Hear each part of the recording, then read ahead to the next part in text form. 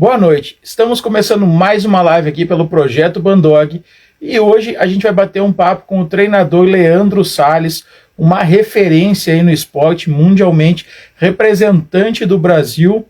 Então, se tu curte cães de guarda, curte esporte com cães, curte IGP, fica aqui na live que tu vai ter muito para aprender com toda certeza. Lembrando que as nossas lives são um oferecimento dos nossos patrocinadores.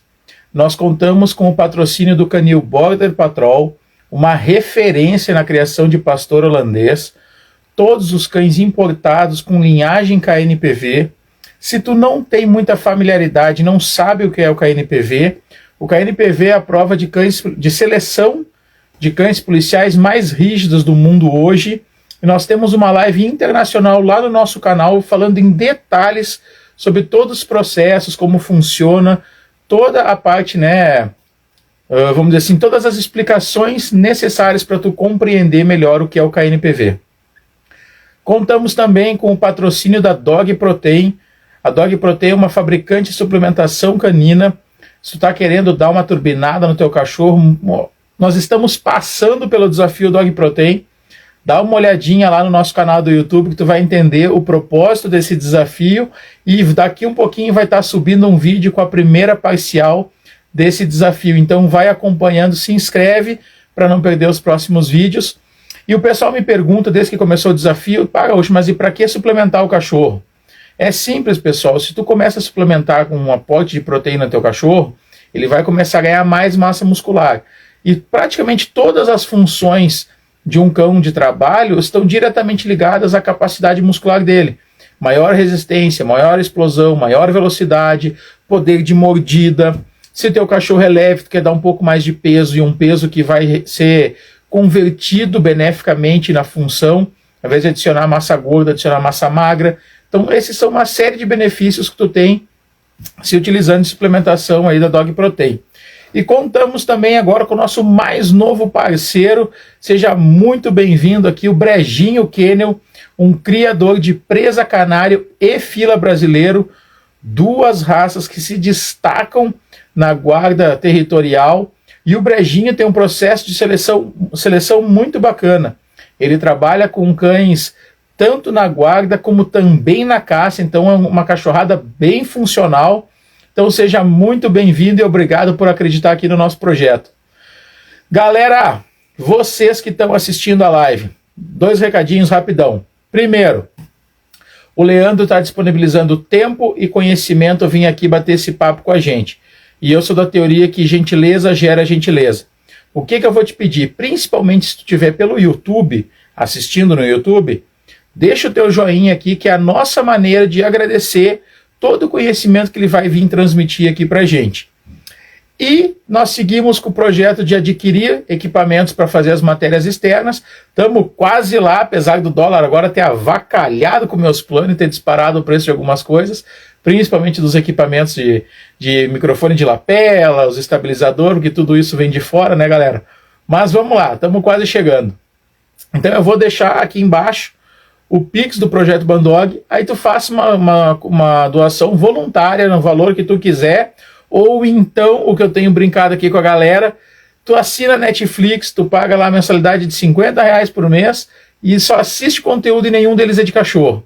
E aqui é específico, onde tu adquire conhecimento, onde tu imerge cada vez mais nesse universo que tu gosta, já que tu tá aqui. Então, terminou a live, vai lá, faz uma colaboração de R$1. É como eu brinco agora, o ingresso de cada live custa R$1. Terminou de assistir a live, pega o Pix, vai lá e colabora com R$1, que de pouquinho em pouquinho a gente chega na aquisição dos equipamentos.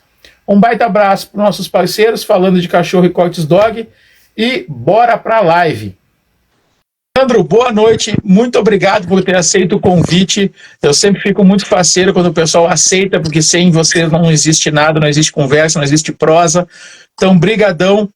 Leandro, se tu puder agora, quando for te cumprimentar aí o pessoal que está chegando, já aproveitar no embalo e contar para o pessoal que talvez ainda não conheça o teu trabalho, não conheça a tua trajetória, como que tu iniciou na sinofilia, como que tu começou nesse universo dos cães aí, como é que tu veio parar onde tu chegou hoje? Nossa, faz tempo, hein? Eu tô com 42 anos, foi com 14. eu comprei meu primeiro cachorro, né, um pastor alemão, e aí vou dar uma resumida, né.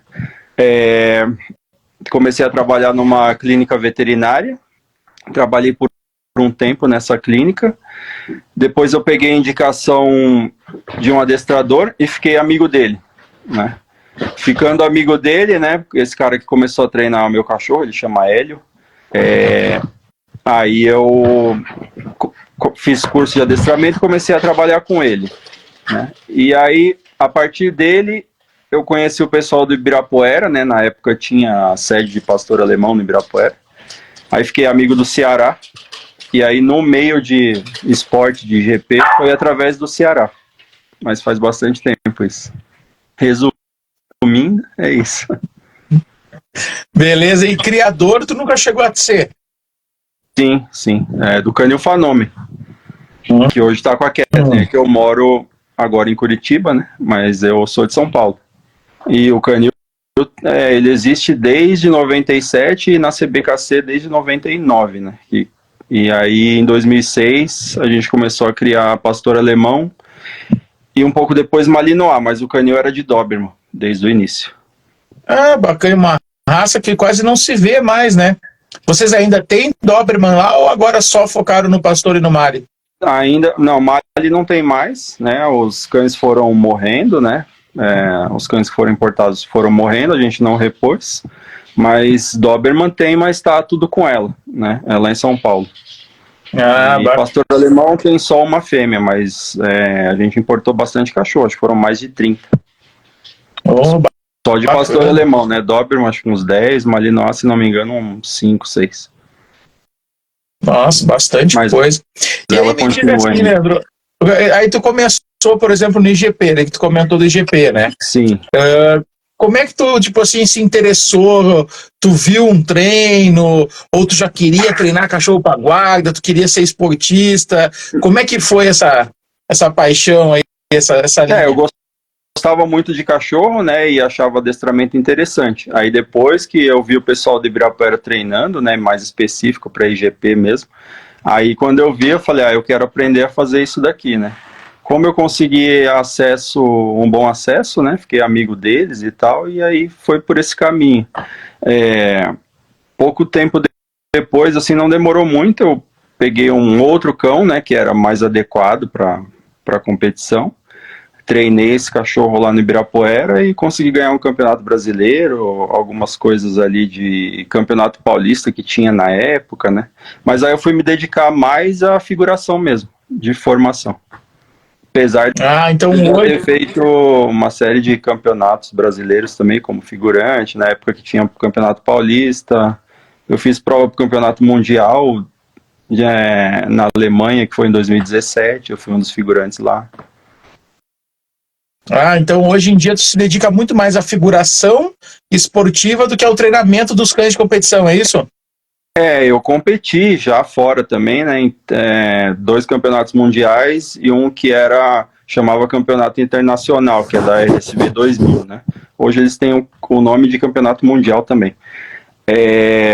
Mas eu sempre gostei mais da parte de figuração, né, então eu tô com um cachorro novo agora, vamos ver o que vai dar. Eu importei faz um mês que eu tô com esse cachorro, para tentar competir novamente, mas a parte de figuração é que eu mais gosto mesmo. Bacana. E assim, Leandro, a parte de figuração, o teu foco é o esporte ou tu também trabalha com guarda territorial, defesa pessoal? Não, as duas coisas, tanto parte pessoal, né, pessoal que quer cachorro para guarda, de residência ou de alguma empresa, e a parte de GP. É claro que a parte de GP eu gosto mais e precisa ter um conhecimento, acho que um pouco maior, né? Mas uma coisa leva a outra, que você usa, dá para você usar muita coisa do GP na parte de guarda, né? Então, sempre uma coisa complementa a outra. Acho que na verdade, assim, todo mundo que puder ter um conhecimento a mais na parte de esporte, independente de ser IGP ou não, até Monde e outros esportes, vai agregar bastante para a parte de guarda, né? Então, eu acho que é bem interessante isso. Legal. E assim, existe sempre aquela polêmica, né, do como tu transita nesses três mundos é legal para ver a tua opinião. E sempre existe aquela discussão assim, o cão de esporte ele não vai funcionar na guarda territorial numa situação real. O cão de guarda territorial realmente efetivo, lá, psicótico, assassino, quando for para o esporte, ele não vai conseguir bem no esporte. Qual a tua opinião como uma pessoa que transita em todos esses universos? Os drives que a gente precisa, eles sempre são os mesmos, né? Você precisa que o cachorro tenha caça, você precisa que o cachorro tenha um tanto de agressão. Agora, é questão de direcionar para o que você quer. Obviamente que você tem indivíduos que têm, vamos dizer assim, tendências melhores para algum serviço específico, seja ele esportivo ou não, mas é uma questão individual. Mas os drives, no fim das contas, são os mesmos. Não adianta... O que acontece muito, que eu acho que as pessoas não entendem, é pegar um cachorro, vamos colocar aqui, super agressivo e tentar colocá-lo para esporte. Vai dar problema, porque o fato do cachorro mastigar por conta de um nervosismo ou coisa do tipo, ou rosnar, vai perder ponto no esporte, tá? Isso a gente imaginando que esse cachorro consiga executar ali os exercícios esportivos, né? Se você pega um cachorro esportivo, que trabalha um pouco mais em caça, né? Mas conseguir fazer com que esse cachorro entenda que para ele ganhar aquela caça, ele precisa trabalhar um pouco em agressão, precisa entrar em agressão, você consegue ter esse cachorro para a guarda também. Mas aí, como eu falei, depende um pouco assim da aptidão de cada indivíduo, né? Tem indivíduos melhores para esporte, indivíduos melhores para a guarda, né? E raças mais específicas para cada coisa também, né? Não é só querer, né? Pegar qualquer cachorro e falar, eu peguei o cachorro da raça X, eu quero fazer IGP. Às vezes não dá certo.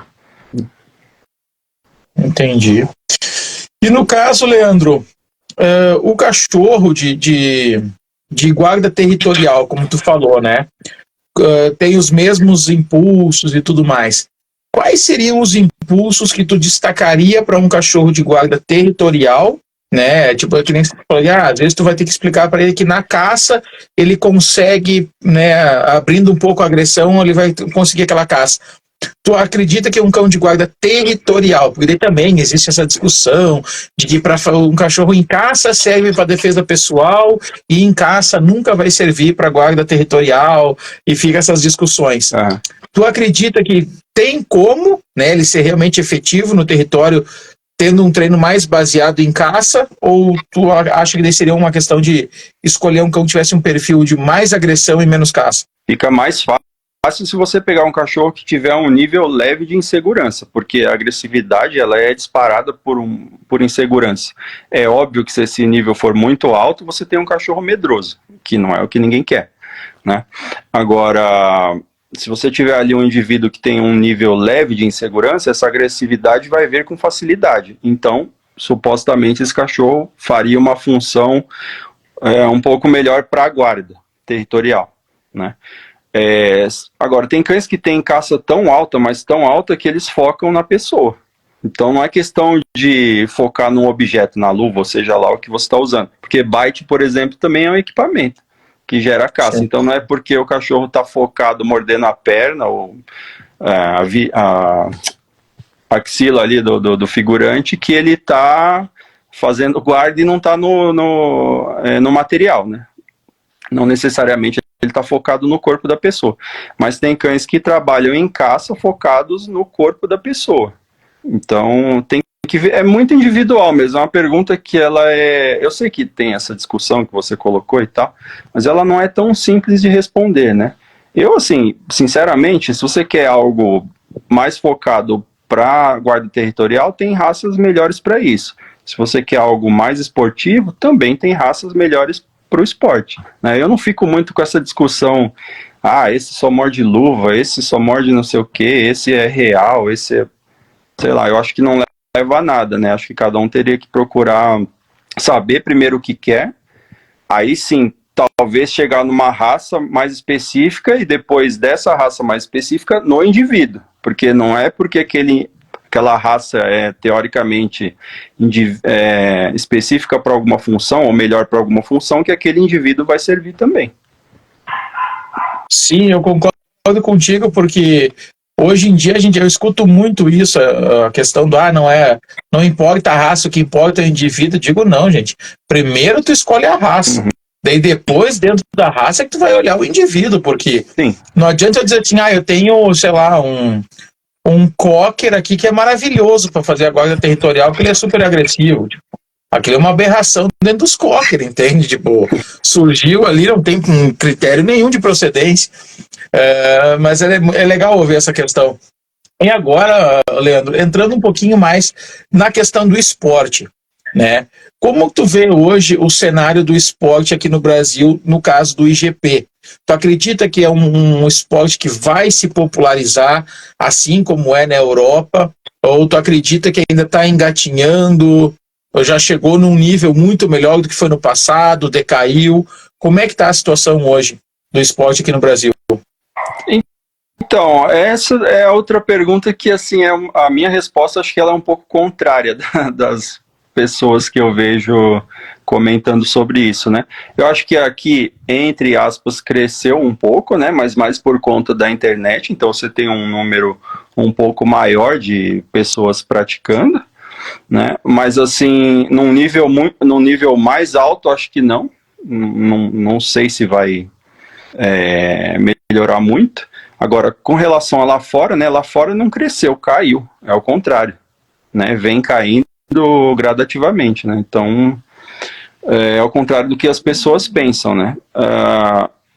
Parece que as pessoas mais jovens hoje em dia não têm interesse em treinar cães para IGP, né? Você vê só o pessoal mais velho mesmo que ficou, alguns ali já não estão mais no meio por uma série de motivos.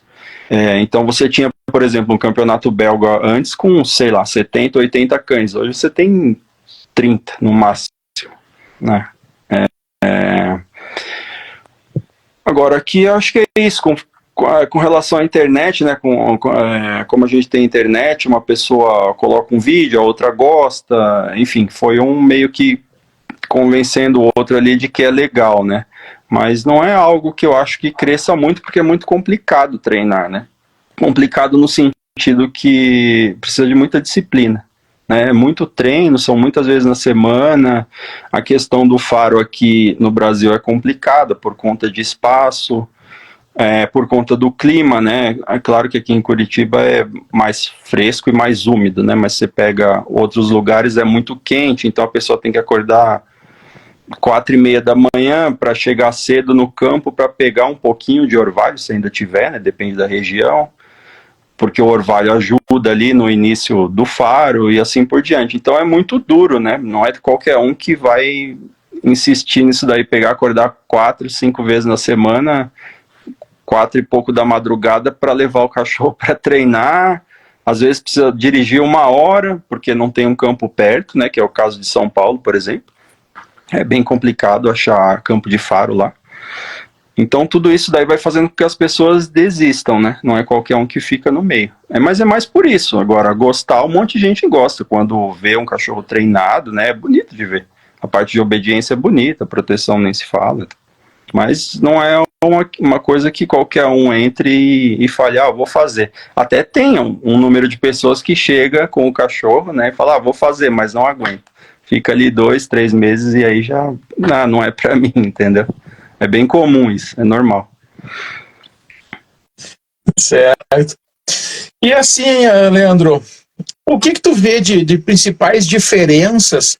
Porque, por exemplo, eu não acompanho muito o IGP, eu não pertenço a esse universo, mas até onde eu sei, eu acho que nós, brasileiros, nunca alcançamos um campeonato mundial, né? Ou tem alguém que já tenha ganho? Não tem. E aí eu te pergunto, o que tu acha que falta para os cães brasileiros ou para os treinadores brasileiros para conseguirem um bom lugar de destaque lá fora?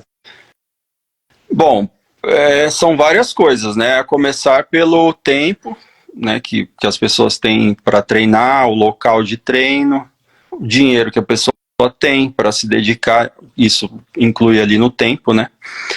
Facilidade de campo, óbvio, de faro, como eu falei, clube para ter material ali disponível, rampa, barreira, o espaço necessário para treinar, tudo custa, não adianta, tudo custa. O clima não contribui muito também, porque treinar cachorro nesse nível precisa de um clima mais fresco. O que mais? Patrocínio, qualidade de material. Agora, com relação, o que eu acho que mais pega é entendimento mesmo, de como as coisas funcionam. Né? O Brasil, ele de modo geral, na minha visão, ele vive muito de sensacionalismo. Qualquer coisa é sensacionalismo. Tudo o que pega na internet é um vídeo sensacionalista. Se você está conversando alguma coisa séria e que passe uma informação para alguém, você vai ver que quase não tem visualização. Se a gente for pegar de YouTube, Instagram, qualquer coisa assim, tem pouca visualização. Se é alguma coisa que está fazendo um carnaval ali, tem um monte de visualização, ainda mais se virar briga, né? Aí que tem visualização mesmo. Agora, esse entendimento eu acho que é bem complicado, né? Porque, por exemplo, nos lugares que eu conheço vários lugares da Europa, né? Já fui várias vezes lá treinar, comprar cachorro, etc. Os treinos que eu vejo por aqui não condizem com os treinos que eu vejo por lá. Então eu acho isso bem complicado, né? E aí, como o treino que aparece aqui vamos dizer assim, muitas vezes é sensacionalista, é aquilo que acaba vendendo e é aquilo que as pessoas acabam comprando e imitando. Então você cria um problema grande em cima disso, né? Isso limita muito o resultado final, sabe? Minha impressão é essa. É óbvio que também precisa de um cachorro bom, e aí essa questão de cachorro bom, o que é um cachorro bom, né? Vai entrar aí referência. Quais as referências que as pessoas têm de cachorro bom? Uma coisa você vê, sei lá, 15 cães aqui e achar que um deles é bom, e outra coisa é você ir para fora por 15 anos, 20 anos e ver, sei lá, 200, 300 cães para você ter... A referência é diferente, entendeu? É completamente diferente. É óbvio que aí também entra o seu nível de, vamos colocar assim, de raciocínio e visão das coisas. Mas a referência é muito baixa aqui no Brasil. Eu não estou culpando ninguém, é que é complicado, é do outro lado do mundo, como eu falei, custa para você ir para lá, não é fácil. Mas tudo isso limita o resultado final, né? Pois então, eu te perguntei isso porque eu já conversei com algumas pessoas ligadas ao esporte, algumas pessoas já tiveram na Europa, e elas sempre comentam essa questão de que como a gente está para trás. Mas do jeito que eles comentam, me parece que está tão mais fácil a informação, ó. Se pegar o teu próprio caso, olha quantas vezes tu já esteve lá fora, já veio para o Brasil, e aí eu te pergunto assim, tu fazendo esse intercâmbio cultural, por exemplo, tu consegue transmitir para as pessoas que estão aqui, ou quando tu tenta transmitir, dizer, não, galera, ó, vamos treinar assim, assim, assim, porque assim é o resultado, o pessoal daqui diz, não, isso aí nada a ver, não, tu está viajando, vamos fazer diferente. Então, é o que eu te falei, né? O que vai vender é o sensacionalismo, né? Infelizmente é isso. E aí, quando você mostra alguma coisa, seja o que for do treino, que teoricamente é simples de fazer, né? Para você ter um resultado pelo menos satisfatório, a pessoa não acredita. Né? Por exemplo, lançado, né? Que é um exercício onde você solta um cachorro e ele vai morder o figurante a longa distância. Várias pessoas me perguntam sobre lançado, porque muitos cachorros que eu treinei têm um lançado rápido e tal, e aí eu explico como eu faço e é realmente simples. E aí as pessoas não acreditam, dá pra ver que elas não acreditam. Elas falam, mas você não pula, você não faz isso, você não faz aquilo. Eu falo, não. Inclusive a minha resposta, além do não, mas se você já fez tudo isso que você está me falando, né? Porque você acabou de me perguntar se eu não pulo, se eu não faço isso, não faço aquilo, e não funcionou.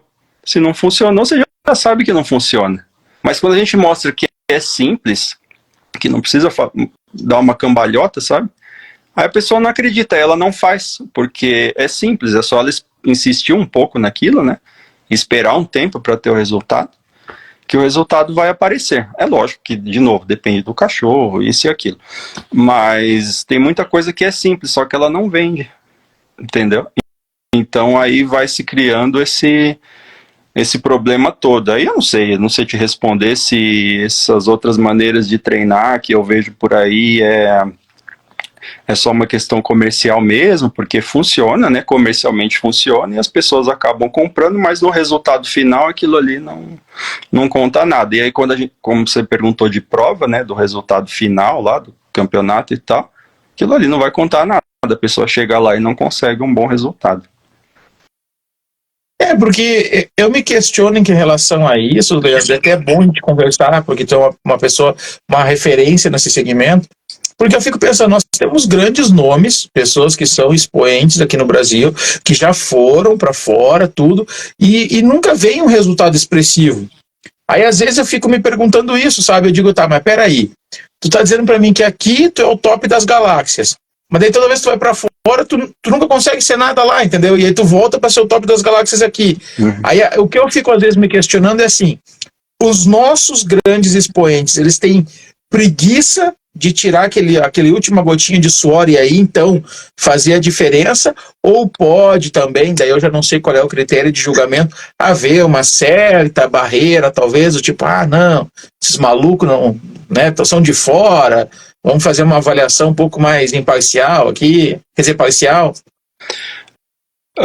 Não, pode acontecer isso. Agora, também não quer dizer que se a gente pegar qualquer grande treinador da Europa, por exemplo, né, que ele treinou certinho, que o cachorro é bom e que isso e aquilo, não quer dizer que ele não vai chegar lá e ter algum problema. Acontece, tá? Não dá pra seguir a ferro e fogo, não é matemática, né? Mas pode ter sim alguma coisa nesse sentido de um julgamento parcial, pode ter. Agora, a pessoa que está indo lá competir, ela sabe antes quem é juiz, quem são os figurantes, isso tudo é anunciado. Então dá para ter uma noção, pelo menos os mais experientes, né, do que está por vir, né? E também, se a pessoa não tem experiência, ela só perguntar para os mais experientes que já foram, que normalmente alguém tem uma ideia de quem está julgando e de como a coisa pode caminhar, né? Agora, eu posso te falar, por exemplo, que em 2011 eu sou brasileiro, né? Então tem isso daí de chegar lá e olharem, um brasileiro, não vou dar muita bola e não sei o quê. Eu fiz 97 na proteção, que foi a melhor proteção num campeonato dentro da Alemanha. Então, depende muito do que você está apresentando ali. Se for um puta cachorro, não tem muito como tirarem, sabe, alguma coisa, né? Parte do julgamento, ele é de interpretação do juiz, não é só um regulamento ali que está expressamente escrito tudo que ele vai anotar de tirar de ponto. Mas tem parte que é interpretação. Mas se você tiver um cachorro realmente bom, vai ser diferente. As pessoas vão olhar de forma diferente, sabe? Pode ser que você não consiga ganhar, mas você vai fazer uma apresentação e uma pontuação interessante, né? Então também não dá para ficar muito nessa de porque julgaram assim, julgaram assado, mas pode acontecer, sim. E Leandro, como é que funciona, por exemplo, o pessoal que está aí assistindo, falou, poxa, que eu gostaria de participar do IGP. Como é que funciona a escala? Por exemplo, tu vai correr um campeonato municipal, daí se tu ganhar, tu vai pro estadual, do estadual, se tu ganhar, tu vai pro nacional, se ganhar, tu vai pro mundial, ou é só te chegar no mundial, pagar a inscrição, tô aqui, vamos embora? Não. Tem que ter o cachorro, né, adequado, ele vai estar treinado, obviamente, aí você precisa participar de provas que a gente chama de titulação, né? Primeiro ele faz um BH, que é uma prova de cão para ver se ele é sociável ou não, é obrigatório fazer essa prova, né? É um pré-requisito para o IGP, não tem jeito, tem que passar por ela. Passou por ela, aí você tem que fazer o IGP1, que é o grau mais baixo, depois você pode fazer o 2 e então chegar no nível 3, que é o máximo, né? E só tem um campeonato fora, né, internacional, por exemplo, né, mundial, ele é só no nível máximo, não tem nos outros níveis. Então, quando você titulou o seu cachorro no IGP3, você pode participar do campeonato nacional. Participando do campeonato nacional, ele é uma seletiva o campeonato mundial. Aí tem algumas coisas que a pessoa tem que saber para onde ela vai, né?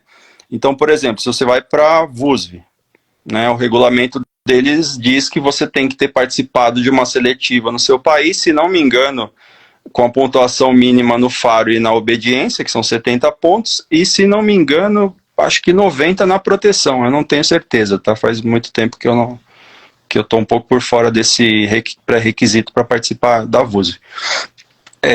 Então você obrigatoriamente tem que participar aqui no campeonato nacional e ter essas pontuações para poder entrar lá nesse campeonato mundial. Se você vai, por exemplo, como a gente voltou agora do campeonato mundial de Doberman, é diferente, né? O regulamento do Doberman Clube Internacional diz que você tem que ter feito 2 provas durante o ano que vai ter esse campeonato mundial e tem a pontuação mínima lá também, né? Então são 2 provas locais, você não precisa participar do campeonato nacional no seu país, mas tem que ter feito essas 2 provas com as pontuações mínimas lá, que também acho que 90 pontos na proteção, alguma coisa assim. Aí cada um tem um regulamento, mas não dá para você se inscrever direto no campeonato mundial assim, não. Ah, bacana. E assim, Leandro, tu que participou dos 2 universos, o que tu diz assim, qual é a diferença de adrenalina de tu ser o figurante e tu ser o competidor? Nossa, é uma pergunta difícil responder, né? É que assim, como condutor, você está preocupado com os problemas que o seu cachorro tem. O que você vai fazer na hora para tentar resolver ou mascarar algum problema que ele tem. Porque todo cachorro vai ter alguma dificuldade em algum ponto e você vai precisar ajudar dentro do que você pode fazer ali, que o regulamento permita, né? Então acho que a preocupação maior é essa, obviamente é o próprio cachorro, né? A preparação do cachorro, o momento antes de entrar, né? Os treinos antes são bem importantes, né? As decisões que você tem que tomar antes de entrar, se você vai estar com o cachorro um pouco mais controlado e de repente perder um pouco de ponto naquela questão de, vamos dizer assim, de alegria do cachorro, né? Na hora do cachorro se apresentar na obediência, por exemplo, ou se não vale a pena esse risco, porque o seu cachorro ele é um cachorro complicado de controlar, então você perde um pouco de ponto nesse entusiasmo do cachorro, mas você tem um cachorro mais controlado, enfim, você foca muito no cachorro e esquece o resto, né? A parte de figuração de prova, ela basicamente é resolver problema para você cumprir aquele regulamento, porque o figurante ele tá ali como, vamos dizer assim, um cara que ele vai cumprir tudo que está escrito no regulamento o máximo possível, igual para todo mundo, né? Que é o regulamento pede que o figurante faça a mesma figuração para todos os cães, mas não dá para fazer a mesma figuração para todos os cães, porque os cães são diferentes, né? Então você tem que resolver problemas na hora. O cachorro que está ou mal treinado, ou é um cachorro que não é tão firme assim, por exemplo, de novo, né, o exemplo do lançado. Aí o cachorro vem correndo na direção do figurante e dá o lado esquerdo, que ele vai entrar pelo lado esquerdo, né? O figurante deveria recebê-lo pelo lado esquerdo. Só que chega em cima da hora, ele muda e entra pelo lado direito. E aí a gente não pode trombar com o cachorro, entendeu? Então é ficar resolvendo esse tipo de coisa. Sabe, o cachorro que esquiva muito da vara na hora da carga, e aí você tem que segurar o cachorro na sua frente para manter a carga, enfim, é ficar resolvendo esses probleminhas ali e ao mesmo tempo tem que mostrar tudo isso para quem está julgando, sabe? Então você tem que saber se situar dentro do campo também. São preocupações diferentes, né? Não sei te dizer o que é mais estressante. Mas tá, agora uma pergunta de quem não tem a menor noção de burrice mesmo, de burro.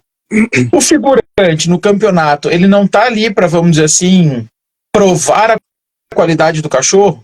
No momento que tu, por exemplo, assim, alivia a pressão da carga, tu já não tá meio que beneficiando para ajudar numa mascaração daquele cachorro? Sim, claro, mas não é para aliviar a pressão.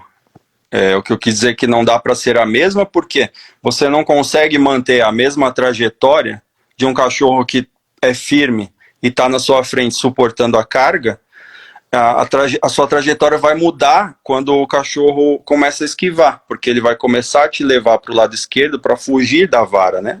Como a luva normalmente está, tem figurante que usa a luva no braço direito, mas normalmente está no braço esquerdo. Então, se ele começa a esquivar da vara que está na mão direita, ele automaticamente vai mais para a esquerda, tenta fugir da sua frente e ir para suas costas. Então, não dá para você manter a mesma trajetória. Automaticamente a carga muda um pouco também, né? Na verdade, assim, o cachorro que é mais firme, ele acaba levando mais carga. Acontece isso, porque fica um pouco mais simples de conduzir. Não sei se dá para entender o que eu quero dizer. O cachorro que ele é inseguro, se o figurante não tem muita habilidade, ele não consegue manter a mesma trajetória e a mesma pressão ali, sabe? Porque o cachorro oscila muito na frente dele. O cachorro então, atrapalha, no caso. Atrapalha, mas por conta do medo. É óbvio que você tá ali para colocar essa pressão, forçar e para que o árbitro veja o que está acontecendo, né? Mas ele acaba atrapalhando mais do que o cachorro que é firme. Ele dá mais problema para o figurante. Não é que dá mais trabalho no sentido de força de dominância, mas mais problema, sim. Ele causa mais problema. Assim como o cachorro que é inseguro. É mais fácil receber, por exemplo, no lançado, um cachorro seguro e rápido do que um cachorro inseguro que breca no meio da hora. Porque você não sabe o momento que ele vai brecar para pular e morder. Entendeu? Então você está esperando uma velocidade e de repente o cachorro diminui. É outra velocidade. Se você se atrapalhar, você tropeça e cai. Quando o cachorro é rápido, o que você faz? Sai da frente dele. Ele morde e passa. É muito mais simples receber um cachorro firme do que um cachorro inseguro que é lento. É bem mais complicado, por incrível que pareça. E assim, Leandro, agora que tu falou do lançado, já vamos aproveitar para tirar essa dúvida. Tecnicamente falando, tá? Ou a gente vê assim, aquele cachorro que vem correndo e salta, assim, 2 metros antes e voa, pega no braço, aquela cena plástica e bonita. Esse seria o lançado teoricamente correto e perfeito? Ou é esse cachorro que vem correndo, chega bem pertinho e pega na luva ali, sem sair voando pelo ar? Para mim, o melhor lançado é o cachorro que chega perto, só que ele não diminui a velocidade, né? A velocidade dele é constante.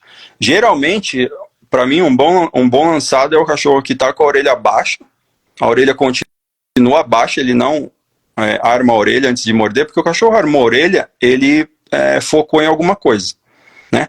Se ele focou em alguma coisa, normalmente ele diminui um pouco o passo, então já perde velocidade, né? Esse cachorro que você falou que pula de muito longe, ele perde força, porque para pular ele vai ter que colocar força, então ele pega na hora que já está caindo. Não é que é ruim, mas perde força. Agora, o cachorro que acelera mesmo, mantém as orelhas para trás e às vezes consegue acelerar até um pouquinho quando chega mais perto, esse é complicado de receber. Não é porque é complicado no sentido de que ele vai mudar de direção, mas é porque tem muita força, né? Tem alguns que chegam bem próximo, que levantam só a frente mesmo. A traseira nem sai do chão. Esses para ficar em pé é complicado, é uma paulada a hora que bate na luva. Para mim esse é o lançado ideal, né? Mas isso é muito do cachorro, tá? Claro que o treino pode beneficiar o cachorro ou atrapalhar, mas isso boa parte aí é do indivíduo mesmo. São poucos os cães que fazem esse tipo de lançado. Eu já peguei alguns assim, é muita força. Muita força mesmo. Pra tu ver como eu digo, nada com uma dádiva da burrice, né, cara? Eu já acho a coisa mais linda do mundo quando ele vem voando, assim, tipo, já acho plasticamente aquela cena cinematográfica, né? Na fotografia fica muito mais bonito. Mas com relação à eficiência mesmo, a pancada que dá em cima do figurante, o cachorro que tá com a orelha abaixo acelera um pouco e não pula, porque ele tá colocando toda a energia dele no chão ainda, né? Para morder. Então ele não tem ele não perde energia ali no pulo, né? Tem uns que pulam de muito longe, mesmo. Esses perdem muita força, é bem facinho de segurar na luva. Mas na foto fica bonito, isso é verdade. E assim, Leandro, agora para a gente entender o seguinte, tu já foi competidor, já foi figurante, tudo. Quando tu decidiu ser figurante, né, figurante de prova e tudo mais, como é que é esse processo? Tu tem que se filiar, existe o sindicato dos figurantes do Brasil, tu foi, não, eu sou amigo do fulano, vem cá então, agora vem ser figurante aqui do clube. Como é que é esse trajeto para o cara se profissionalizar nessa profissão? Então, não tem, não tem um sindicato, não. O que tem é prova para credenciamento de figurante, mas aí é bem específico para a prova, né? Não tem nada a ver com figurante de formação. São coisas diferentes, né? Figurante de formação é uma coisa, figurante de prova é outra. Para ser figurante de prova, basta você, obviamente, conhecer o regulamento, né? Aí você vai fazer uma prova teórica e a parte prática. É uma coisa puramente mecânica, como a gente estava conversando aqui sobre configuração de campeonato, de prova, enfim. Agora, a parte de figuração de formação, aí já é diferente. Também não adianta fazer um curso, é óbvio que você vai partir de algum lugar, né? Seja de algum lugar que você tem um amigo treinando e vai aprendendo ali, ou algum seminário, ou coisa do tipo. Mas demora bastante tempo para começar a se virar bem nessa parte de formação. Eu digo que hoje em dia, se for uma pessoa dedicada, realmente dedicada, né? Que acompanhe alguém que treine bem e tal, em 5 anos a pessoa consegue se virar bem. Com as informações. Em 5 anos ela consegue se tornar um figurante de prova de formação. De formação. De prova é mecânico, né? Puramente mecânico. Você lê o regulamento, decora aquilo ali, né? Só um decoreba mesmo, para você saber as sequências que você pode fazer, quais as atitudes você tem que ter se o cachorro errar alguma coisa, enfim. Mas aí é uma parte mecânica mesmo. Não sei te dizer em quanto tempo, mas não tem por que demorar muito, sei lá. Eu digo, talvez 1 ano, assim, se for alguém que treine constantemente, eu acho que consegue sem problema. Agora, a parte de formação já eu acho complicado. Hoje eu digo 5 anos, tá? Mas antigamente, assim, era muito mais. Nossa, muito mais porque não tinha informação, né? Não tinha de onde tirar. Aí você ficava supondo por que o cachorro fazia aquilo e o que você tinha que fazer para resolver. Não tinha informação. Então era daí 10 anos ou mais. Mas hoje 5 anos. Mas aí eu tô falando assim, para ser um figurante bom, né? Que se vire bem, saiba resolver vários problemas, já tenha visto um número grande de cães, etc. Entendi. E no caso, assim, para quem se interessa por se tornar um figurante de prova, né? Aonde que essa pessoa vai recorrer? Ela entra em contato com a CBKC, ela entra em contato com o Clube do Pastor Alemão, entra em contato com o Clube do IGP do Brasil. Como é que essas pessoas que se interessam por talvez se tornarem figurantes de prova, aonde elas devem recorrer à informação, né? A fazer as provas e tudo mais? A CBKC tem a prova deles, né? E aí tem as pessoas autorizadas a julgar isso. Eu sou uma delas, né? Como figurante. Aí você tem um árbitro, um figurante categoria A pela CBKC e um árbitro de trabalho. São os dois julgando em conjunto. Essas provas elas são marcadas pela comissão de GP da CBKC e tem também o pessoal do Pastor Alemão, né, do Clube do Pastor Alemão. O CBPA, não sei exatamente como funciona, mas é mais ou menos a mesma coisa. Os núcleos tem que pedir para um núcleo. Eu acho que eles não fazem muito por conta, sabe? Tipo, vai ter uma prova no mês tal. A gente tem que juntar um grupo de pessoas, não sei agora qual é o requisito mínimo que eles estão pedindo, mas aí mandar uma mensagem para eles, um e-mail para eles, falando, temos 5 candidatos aqui, tem como marcar uma prova. Eu acho que normalmente eles marcam, tá? Não é complicado isso, não. O que eu acho complicado muita gente quer ter, por exemplo, a carteirinha de figurante, mas não se preparou bem para aquilo. Acaba passando, porque como eu falei, decora lá o regulamento e faz o mínimo ali exigido, né, da parte prática, e aí a pessoa acaba sendo credenciada, mas no fim das contas, não sei qual que é a finalidade disso, sabe? Fazer propaganda. Eu nunca ganhei nada como treinador, pet, por exemplo, né, dizendo que eu sou figurante oficial, seja lá de onde for.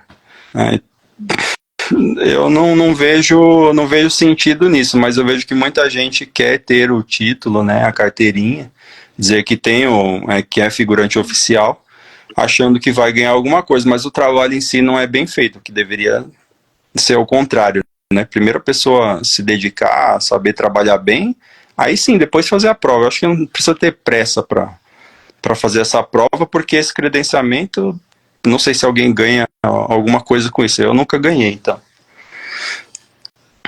Entendi. E aí, em relação, por exemplo, ao porte, que nem tu falou assim, pô, os cachorros vêm, dá aquele pancadão, existe uma exigência de porte mínimo, tipo, a pessoa tem que ter no mínimo tanto de altura, tantos quilos, ou é completamente livre? Não tem exigência não, inclusive mulher pode fazer também figuração, né? Tem figurantes lá fora, mulheres, né, que fazem figuração também, fazem bem, inclusive. Não tem nada a ver isso, não. Eu não acho que força, é óbvio que a força ajuda, né? A gente tem um figurante aqui que chama Alisson, ele é bem forte, sabe? Então você vê que o cara tem facilidade para conduzir o cachorro ali na hora da figuração. Mas eu acho que é muito mais, vamos dizer assim, técnico do que força. Se você tiver um pouco mais de técnica, não importa, se você tem 1,5 m de altura, você vai conseguir fazer também. E eu tenho um amigo que hoje mora na Alemanha, né? Ele chama Alexandre Bueno. Ele é um cara baixo, eu não sei a altura dele, mas ele não é um cara alto, é leve também. E ele causava mais problema para os cachorros na hora de figuração de prova, né? De testar os cachorros, do que figurante que é bem mais alto que ele, né? O Alves também é um figurante que não é um cara alto, mas na época que fazia a figuração de prova também fazia uma figuração excelente. Não é questão de força não, cara. Nem tamanho, nem nada, é mais jeito e técnica mesmo. Certo. E assim, agora deixa eu voltar um pouquinho para o universo das polêmicas da guarda, porque senão vou ser apedrejado, vai ter umas 60 perguntas desse tipo, toda vez que vem um treinador aqui. Qual a tua opinião em relação, por exemplo, à mordida, Leandro?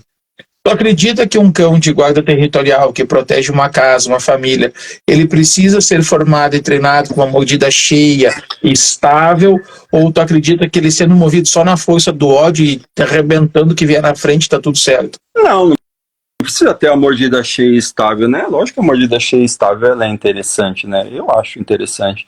Mas não precisa, até porque para ter uma mordida estável, o cachorro precisa ser melhor.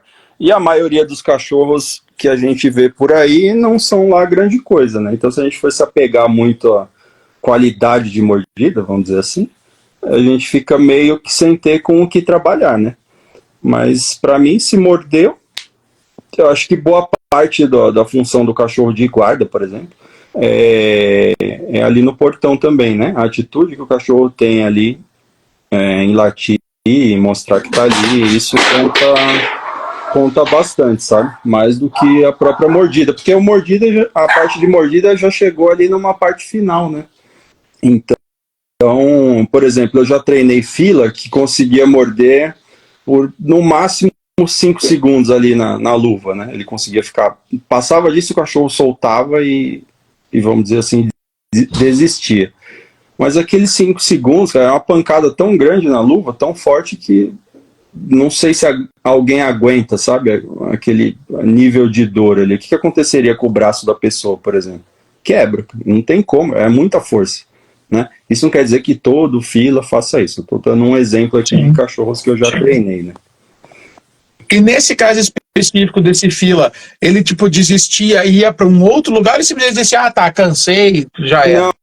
Não, ele se afastava uns passos para trás e ficava parado, né? Não sei se exatamente, não dava para. Faz muito tempo que eu treinei esse cachorro, né? Na época a gente não tinha muito recurso assim para usar. Então não sei o que ele faria se, por exemplo, se eu fugisse, né? Não dava muito para segurar o cachorro também. O dono era um cara pequeno e tal, e era quem tinha no local para segurar o cachorro, era uma coisa meio complicada. Mas assim, eu tenho certeza que se ele pegasse alguém, ele ia resolver a situação, entendeu? É isso que eu quero dizer, independente dele ter ficado, ele não ficaria grudado lá na pessoa, mas era tanta força que, sei lá, o estrago ia ter sido muito grande se ele tivesse mordido alguém. Certo. E agora, como figurante, Leandro, quais são as raças que tu destaca mais no trabalho? A gente sabe que existe quase uma hegemonia do pastor e do Mali, Mas tu realmente entende que, assim, essas são as melhores e não adianta? Ou é por elas serem mais populares, tem mais, e existem outras raças tão boas quanto? Qual a tua visão como figurante, assim, né, nessa parte das raças no trabalho funcional? Você diz para IGP? Ou... Para IGP. Para IGP é pastor alemão e malinois, né? Não tem muito jeito. É claro que dá para fazer com outras raças, né? Eu já vi bons Hortes, mas são poucos que a gente acha. Doberman mesmo, a gente acabou de voltar do Mundial, ele fez 95 na proteção, 92 na obediência, entendeu? Uma nota bem alta, né? Mas tem menos indivíduos com características mais adequadas para esse tipo de esporte. Talvez para algum outro funcione bem, né? Mas de modo geral, pastor alemão e malinois funcionam melhor para isso. Eu já vi em campeonato mundial, pessoalmente, por exemplo, Schnauzer gigante, que se apresentou bem, mas entendeu? Então, às vezes é aquele indivíduo ali que serviu bem para aquilo, né? São características específicas para cada coisa, não adianta. Então, fica difícil pegar, o pessoal falava antigamente, né? Pegar um trator e querer correr na Fórmula 1. Mas o trator serve para outra coisa, né? Tudo depende do que você quer, né? E agora, tu chegou onde eu queria. Tu falou que o pastor e o Mali realmente se destacam, são mais apropriados. O que tu destacaria nessas duas raças para elas terem essa hegemonia dentro do esporte? Pastor alemão é nervo, não adianta. Equilíbrio emocional é maior, eu acho que é maior do que qualquer outra raça, né? Aí tem aquela pergunta, né, que também sempre fazem, né? Qual é melhor, um malinois ou um pastor alemão? Né? São cachorros diferentes. Eu acho que se você pega um excelente malinois, é difícil bater, porque eles são muito precisos, né? Principalmente ali na parte de obediência, a precisão é muito grande, se estiver bem treinado, óbvio, né? Um cachorro muito bom, a precisão é muito grande, você tem uma nota muito alta. Na proteção, às vezes tem por mais que seja uma nota alta, sempre vai ter alguma coisinha ali um pouco fora do lugar, porque o nervo não é tão bom quanto de um pastor alemão. Aí você pega um pastor alemão, aí falando de GP, né? Na proteção, se for um cachorro realmente bom, você tem uma proteção muito, muito firme, porque o nervo segura os problemas que as outras raças têm, né? Um rosnado, uma mastigada, enfim, é um cachorro mais estável, né? Mas, de modo geral, comparando com outras raças, né, tirando essa questão de impulso, né, de drive, seja ele para morder ou por brinquedo, o maior problema das raças em geral, na questão com relação a IGP, é nervo. Acaba que o nervo detona tudo, né? Por isso que muita gente também fala, mas o Pitbull tem muito drive, ele se mata pela bolinha e por morder. Sim, eu concordo, mas o nervo não suporta, entendeu? Aquele nível de exigência ou aquele nível de pressão, e aí o cachorro acaba apresentando problema. É por isso que os treinadores não usam tanto. Isso não quer dizer que você não possa pegar um Pitbull e ir bem, tá? Tô dando um exemplo aqui de modo geral. Normalmente é isso, o nervo que complica as coisas. Aí eu queria te perguntar, Leandro, o que a gente pode interpretar por nervo, né? Agora, como tu está usando o exemplo do IGP, porque eu sou muito suspeito e agora a probabilidade de eu ser imparcial é quase zero. Mas para mim não existiu, não os de hoje em dia, porque hoje em dia meio que virou uma bagunça. Mas andando um pouquinho no passado, lá nos anos 2000, como eu sempre brinco, quando teve aquela popularização da raça Pitbull, alguns cães com aquele perfil, que daí hoje o pessoal tem tanta uma discussão que eu nem gosto de perder meu tempo, que aquilo não era Pitbull, que não sei o quê, daí hoje chamam de UKC, uns chamam de Bug, tem 30 nomes diferentes, mas tudo bem. Aquele tipo de cachorro, para mim, eu acho que foi a máquina mais perfeita, dentro da minha total ignorância, porque eu não tenho conhecimento técnico, né? Mas, cara, eu nunca vi alguém matar tanta gente como aquele cachorro, entendeu? Aquilo ali é a compactação do capeta, aquele cachorro, sabe? Ele é forte, ele é explosivo, sabe? Ele tem o que para mim é exclusivo, que é o gameness, é uma coisa assim. E aí quando tu falou assim, o Pitbull não vai aguentar pressão, eu fiquei pensando, eita, Agora eu vou tentar entender a pressão técnica, porque pra mim, cara, se um cachorro, um pitbull te pega, travou ali, cara, tu pode ir decepando ele com a faca aos pedaços que só vai soltar quando chegar no cérebro. Aí eu te pergunto, Leandro, do ponto de vista técnico, o que seria esse nervo e esse suporte de pressão? Então, quando a gente fala de nervo, a gente está falando da parte emocional do cachorro, né? E aí, assim, quando eu vou pegar o que você acabou de dizer, né? O cachorro travou ali e ninguém tira, né? Foi o que você disse mais ou menos nessas palavras. Aí que tá. O problema do IGP é esse, não é o travou ali. O problema é que ele tem que travar e destravar. Travar e destravar. E para ele destravar, a cabeça dele tem que funcionar bem. E essa que é a parte complicada. E aí é que a cabeça não funciona bem. O cachorro ele não pode só morder. Então, se ele está mordendo e ele está suportando uma pressão, tudo vai ser avaliado. A postura do corpo dele, se ele rosnou, se ele degradou a mordida, se ele mastigou. Então, se ele está... Aqui eu estou sem posição aqui, né? Mas vamos ver se dá para mostrar um pouco. Vou pegar essa almofada aqui que está no meu colo, né? Então, se o cachorro está mordendo aqui de boca cheia, certo? Deixa eu dar para ver bem aí. Sim, tá perfeito. Se ele não suporta a carga direito, o que ele vai fazer? Ele vai fazer isso daqui e começar a fazer esse movimento. Já degradou a mordida. Aqui foi um monte de ponto embora. Tá? Ele estressou na hora do larga e ele faz isso daqui, ó. Pronto, foi um monte de ponto embora. Ele tem que abrir a boca. Enfim, são várias coisinhas, né? Então, o ruim do IGP é que ele é a Fórmula 1 dos cachorros, é muito detalhes, micro detalhe, né, cara? São esses detalhes que complicam, né?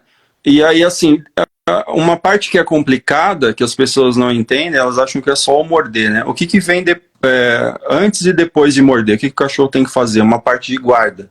Não pode olhar para o lado, se for latindo, tem que ser um bom latido, não pode encostar na luva. Tudo isso daí mexe com o nervo do cachorro. O cachorro vai depender do nervo ali. Então, essas raças, de modo geral, têm esse problema, porque o cachorro não tem onde descarregar. Uma coisa é um cachorro inseguro, num nível que ele ainda morda, não um cachorro que vai fugir, né? O cachorro vai lá e morde. E aí, ele fecha o olho e mantém ali a mordida.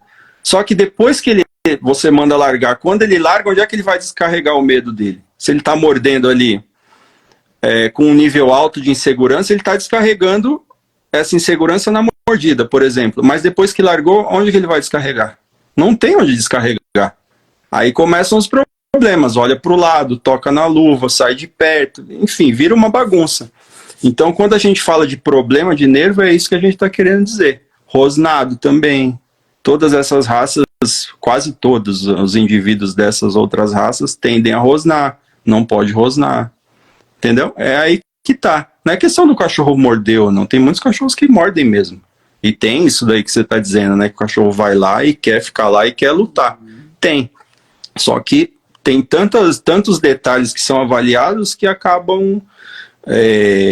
essas raças acabam não servindo especificamente para esse tipo de esporte. Não quer dizer que não sirva para outra coisa, tá? Às vezes a gente faz esse comentário aí o pessoal vem xingando, sabe?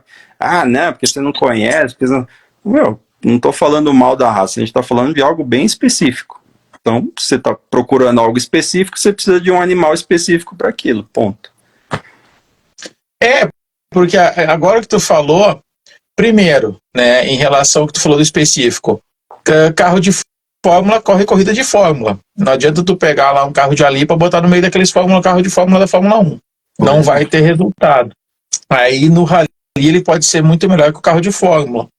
E agora o que tu falou é a mais pura verdade, porque as pessoas não entendem, por exemplo, que nem eu falei para ti, às vezes eu adoro a minha ignorância, sabe?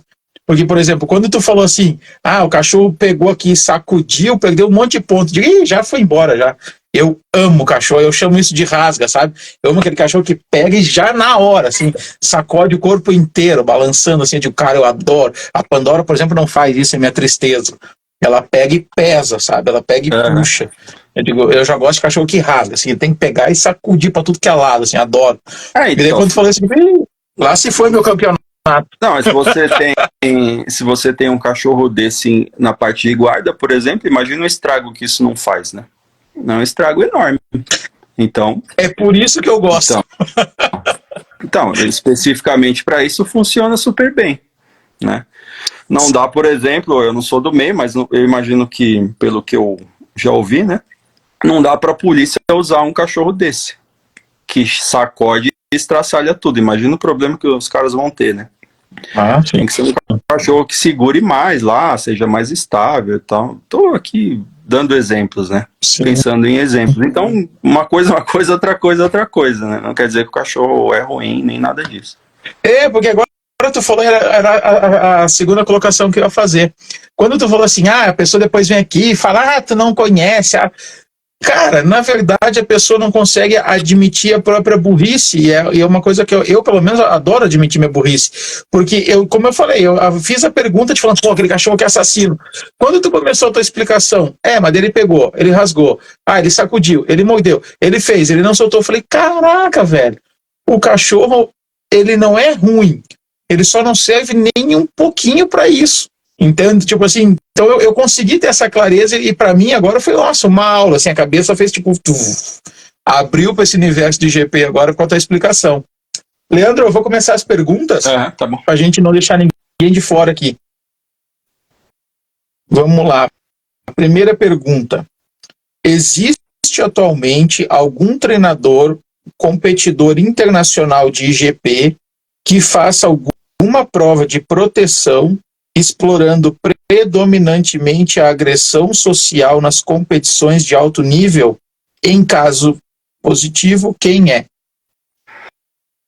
Olha, eu não sei te responder direito porque eu não treino muito com outros treinadores por aí, né? Aí uma pessoa teria que ver como os outros treinadores treinam, mas vendo os vídeos que tem na internet, acho que a maioria trabalha mais ou menos nessa linha. Virou moda, né? Pelo menos do que eu vejo, né? Agora, pessoalmente, assim que eu acompanho, eu não acompanhei, até porque é fora do que eu acho que tem que ser feito, né? Mas é bem simples de imaginar que sim, que a linha seja essa mesmo. Porque o que aconteceu de uns tempos para cá é que agora começou a se discutir muitos termos agressão social e agressão por frustração. Os dois novos termos que estão em alta.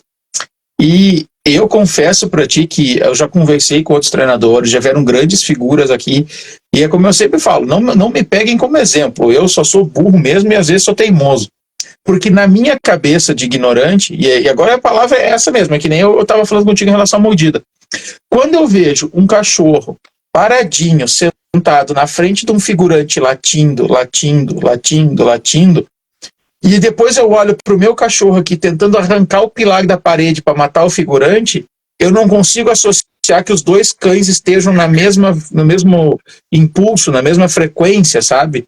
E aí eu te pergunto, tu como figurante, como treinador, eles estão no mesmo impulso ou são instintos completamente diferentes e o que está prevalecendo é o equilíbrio, vamos dizer assim? Então, depende do que você quer, né? Uma coisa é o cachorro estar na garagem de casa latindo para um estranho, isso é uma coisa. Outra coisa é o cachorro estar ali na barraca, né, no biombo, latindo para o figurante, são coisas diferentes. O que eu acho que tem uma viagem muito grande é assim, pegar, achar que o cachorro de IGP tem que estar ali para matar o figurante, né?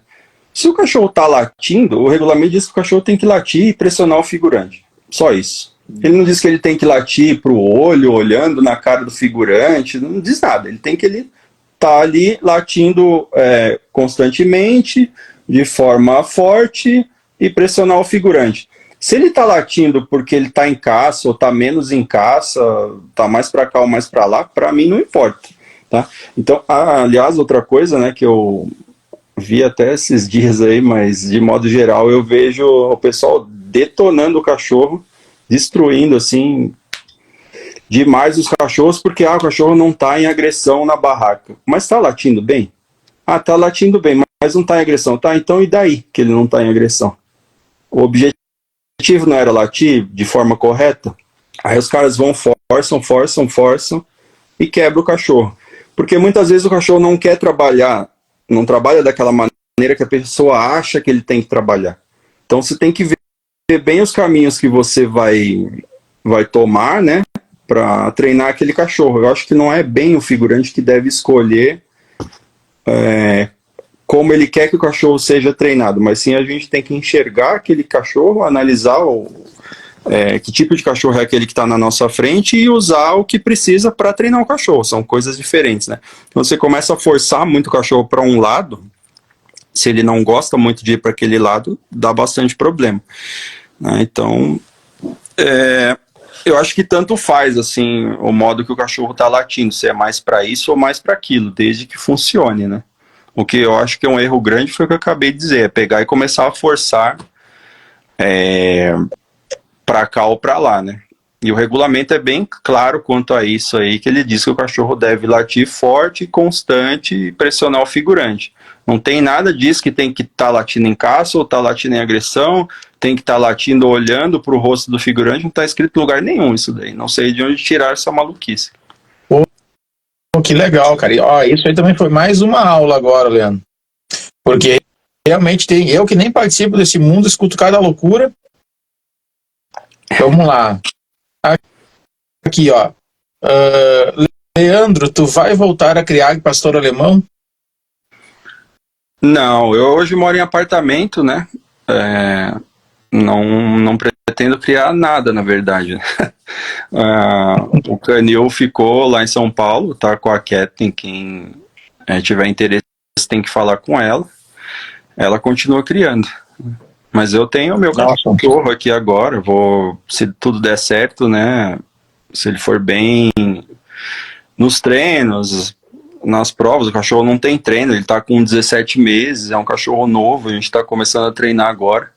Aí sim, vender acasalamento, essas coisas, isso é normal, mas criar mesmo, não tem nem espaço para isso. Eu já fiquei com pena de ti quando ele começar a trocar os pelos. No apartamento, meu Deus do céu. Pastor alemão solta bastante pelo, né? Sempre solta. Tem que ficar rasqueando, não tem jeito, né? Mas sempre solta pelo. É minha única bronca com o pastor, cara. Eu sempre brinco assim que pra mim eu considero o pastor a raça mais versátil que existe. Sabe? Por exemplo, que nem eu falei pra ti, eu sou um apaixonado incondicional pelo pitbull de conformação, mas se por tipo, vai estar a humanidade agora só pode ter uma raça no planeta, o meu voto seria o pastor, porque eu acho uma raça muito versátil, mas a minha bronca é o pelo. Nossa senhora, eu que me desiste do pastor. E sem botar o apito também, o apito é outra coisa que eu não tenho paciência para, porque eu digo, o pastor ele fica ele respira apitando às vezes, né? Isso depende um pouco do ambiente que você tá com o cachorro, né? Se é um ambiente mais quieto, a tendência é que eles fiquem quietos. Não é um cachorro barulhento, mas sim, se tiver um barulho mais próximo, alguma coisa assim, eles são meio chatos mesmo. É um cachorro, de certo modo, latidor, né? E essa questão do pelo sempre teve, sempre vai ter, senão não tem jeito, solta bastante pelo mesmo. Aqui, ó, vamos ver. Já foi mordido. Tá. Essa aqui a gente não fez. Quando que o drive de defesa é usado no treino de proteção? Então, aí tem que ver se é drive de defesa mesmo que a pessoa está perguntando, né? Porque uma coisa é agressão, outra coisa é defesa, né? Defesa, a gente não quer que nenhum cão tenha, né? Isso para um cachorro esportivo, porque o próprio nome já diz, né? Ele está se defendendo de alguma coisa. Então, teoricamente, ele vai ter essa reação agressiva para espantar aquilo que está incomodando e acabou ali, né? O que a gente quer é um cachorro, como eu falei lá no começo, né, que tenha um leve nível de insegurança para que essa insegurança dispare agressividade. Aí pode ser, aí tanto faz, depende do que a pessoa está procurando. Se ela quer um cachorro para guarda de casa, vai ser usado esse drive do mesmo modo. Quando a gente usa esse impulso, aí minha opinião, né, eu uso esse impulso de agressividade na proteção de IGP para potencializar a caça. É isso. Então, se o cachorro está mordendo bem, está mordendo em caça, está estável, eu uso um nível de agressão para que esse drive de caça tenha mais potência, para que tenha uma disputa maior, uma combatividade maior, para isso que eu uso. Não necessariamente no latido, tá? Muitas vezes é na mordida mesmo. Aí, de novo, tem uma confusão ali de que o latido é agressão. Isso daí vem lá do Heiser, né, que ele explica que é o cara que descobriu os drives e tal, e ele separa dizendo que latido é agressão e mordida é caça, né? Ele deixou isso meio que matemático para ficar simples da gente entender. Mas não é bem assim essa matemática. Tem cachorro que late super bem em caça mesmo, né? Pois é. Eu confesso para ti que eu nunca li, mas todas as explicações que eu vejo, eu digo, gente, não dá para colocar tudo numa caixinha só. Porque tem cães que saem daquele, sabe, daquele... É como eu falei, vou voltar ao exemplo aqui, por exemplo, o Pitbull. Eu acredito que de todas as raças que eu conheço, seja a única que tem a gameness. E não tem como tu me explicar o game, não sei se tu já ouviu falar dessa palavra, mas tipo, não tem como tu explicar, porque para mim aquilo... Vai dizer para mim é caça, mas então é uma caça de um jeito tão exacerbado que extrapola a racionalidade, entende? Então, inclusive o termo caça, né, ele foi traduzido, né, ele é um termo um pouco genérico, né, porque tem play drive, né, que é um drive de disputa, de, entre aspas, brincadeira, e tem prey, que é de presa. E um bom cachorro de proteção, ele trabalha em prey, não trabalha em play. Mas a gente usa caça, né? Então, quando a gente fala, o cachorro trabalha em caça, aí a pessoa já acha que o cachorro tá mordendo brincando. Não tem nada a ver uma coisa com a outra. Tem cachorro que tem um prey tão alto, mas tão alto, que ele nem... Se você usar o chicote, por exemplo, né? Fizer um barulho com o chicote, ameaçar com a mão, ameaçar com o bastão, seja lá o que for, né? Esse cachorro, às vezes, tem o prey tão alto que não faz diferença nenhuma para ele se você tá só, né? Aí no caso de GP, só usando a luva, ou se você está usando qualquer outra coisa, a mordida vai ser a mesma, porque o impulso é tão alto, mas tão alto que para ele não importa o resto. Então não tem a menor necessidade de, por exemplo, você trabalhar com drive de agressão. Não precisa. É claro que são pouquíssimos os cães que são assim, né? São excelentes cães, é muito difícil achar e tal, mas tem, né? Tem esse tipo de cachorro. O que não pode confundir foi isso que eu acabei de dizer, né? Essa questão do play e do prey. Né, e muita gente confunde isso daí e acha que o cachorro está brincando na proteção quando você fala que ele trabalha mais em caça e tal, né? Enfim, a gente tem que explicar mais de novo, né? O pessoal não acredita muito. Acho que tem uma fantasia de modo geral, né? Aquela coisa, o cachorro tá mordendo, tá mostrando os dentes, e aí sim ele vai morder super forte, não sei. E normalmente é o contrário, né? Porque se a gente for pensar que o que gera agressividade é certo nível de insegurança, como é que você pode ter um cachorro super agressivo que faça bem um trabalho de mordida, eu digo, numa qualidade de estabilidade alta, né? Não estou falando aqui agora de parte de guarda. Como é que ele vai ser super estável se ele é super agressivo? Né? E se essa agressividade vem de uma insegurança? Sabe, as coisas não encaixam, uma coisa não encaixa com a outra. Se ele é super agressivo, ele tem um nível de insegurança um tanto alto. Se ele tem um nível de insegurança um tanto alto, o nervo dele já não é muito bom. Se o nervo dele já não é muito bom, como é que essa qualidade de mordida vai ser super boa, sabe? Né? Super alta, super estável? Não tem como, as coisas não encaixam. Por isso que eu estou te dizendo, as pessoas forçam tanto esse lado de agressão e às vezes passam muito do ponto, e aí degrada toda a mordida do cachorro. E aí não sabe por que a mordida está degradada. Porque ela... Aí o que acontece? Ela vai e força mais. Ela fala, não, ele tem que ter mais confronto, mais força, mais pressão em cima dele. Vai subir o nível de estresse, vai degradar mais a mordida, sabe? Estão sempre fazendo o contrário. Então tem uma fantasia aí. Quanto mais o cachorro mostra o dente, que eu tô falando de forma genérica, né? Pior fica o resultado final. Porque desestabiliza. Sim, e é bom, é como tu falou, o povo, porque isso eu acho, Leandro, tem muito a ver com a vaidade, com o que eu chamo de vaidade intelectual, sabe? A pessoa, ela não quer primeiro admitir que ela está errada, segundo que ela não sabia, sabe? A pessoa, ela tem, tipo, eu aprendi assim, então é assim. Aí tu chega com a pessoa mais experiente que possa ser, ela explica e a pessoa diz, mas se pensar bem, não é, sabe? Então uma pessoa carrega isso às vezes. Então, por isso que eu digo, eu eu já não, eu já digo, eu sou burro mesmo, nem de bola, eu falo besteira. Eu já fico livre desse tipo de culpa. Aqui. Tá. Se o Leandro puder falar sobre o IDC deste ano e se algum cachorro chamou a sua atenção sobre os Sirius. Foi o Doberman que a gente foi pro Mundial com ele, né? Que é criação do Fanome e tudo. Criação daqui, nasceu aqui, né? Legal isso, né? Que um cachorro daqui teve um resultado interessante lá, na obediência e na proteção. Infelizmente não foi bem no faro, mas foi muito bem nas outras sessões, né? Cara, a apresentação dele foi muito boa, foi realmente muito boa, as pessoas ficaram impressionadas, tal, tanto que 95 na proteção é uma nota bem alta mesmo.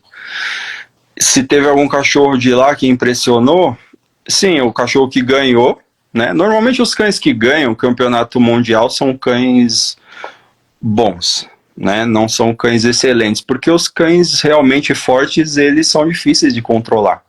Então, como é tudo muito cheio de detalhe na prova, a gente acaba perdendo ponto por conta disso. Então, um cachorro que seja regular ali, né, que cumpra bem, ele faz mais ponto e acaba ganhando. Mas nesse campeonato, o cachorro que ganhou, ele se apresentou bem. A proteção foi muito boa também. Eu gostei bastante da proteção dele. Fora ele, acho que uma fêmea da Suécia, que fez uma boa proteção, também achei bem interessante a cadela. E, se não me engano, um da Itália era um bom cão também. E um da Polônia, que eu achei que podia estar melhor treinado, mas ter recebido mais nota, né? Tiraram pontos dele, não entendi muito porquê, mas também se apresentou bem. Mas assim, é sempre assim, né, cara?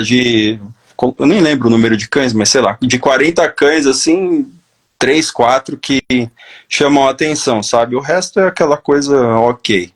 Não, nem lá nem cá, né? Não é que são ruins, mas não chamam muito a atenção. Acho que foi mais ou menos isso, né? Mas o cachorro que tirou o primeiro lugar, eu acho que mereceu mesmo o primeiro lugar. A apresentação foi muito boa, a obediência muito boa, a proteção muito bem feita, tanto a parte de controle do cachorro quanto a proteção em si, né? Porque são duas coisas diferentes, né? Às vezes você tem, como eu falei, né, cães que ganham o campeonato, que eles estão muito bem treinados, mas você não vê o cachorro ali, sabe? Você não vê aquela...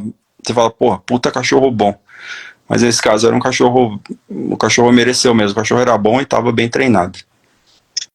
E assim, Leandro, teria existiria uma maneira de alterar o regulamento para que daí bons cães, como tu disse, aqueles cães sinistrão mesmo, eles vão ficando para trás, que são mais difíceis de controlar, e acaba ganhando aquele mais regular.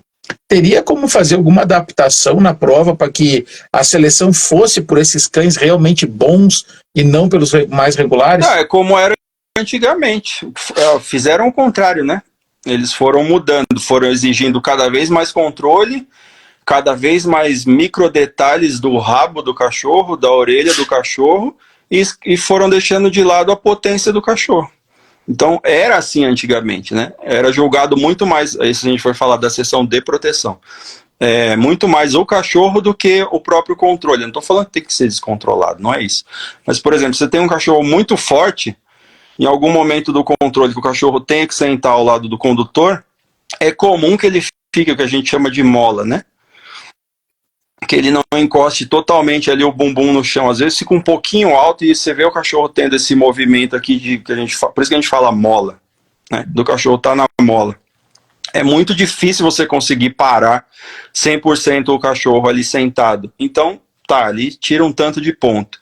Aí você tem uma condução que é o transporte frontal, por exemplo, né? Vai o condutor, o figurante andando na frente e o condutor com o cão atrás andando a 8 passos de distância. Então também é muito difícil que você consiga posicionar o cachorro perfeitamente com a cabeça encostada na sua perna, né? E às vezes o cachorro vai um pouco para frente, aí você já perde ponto, se for um puta cachorro, né?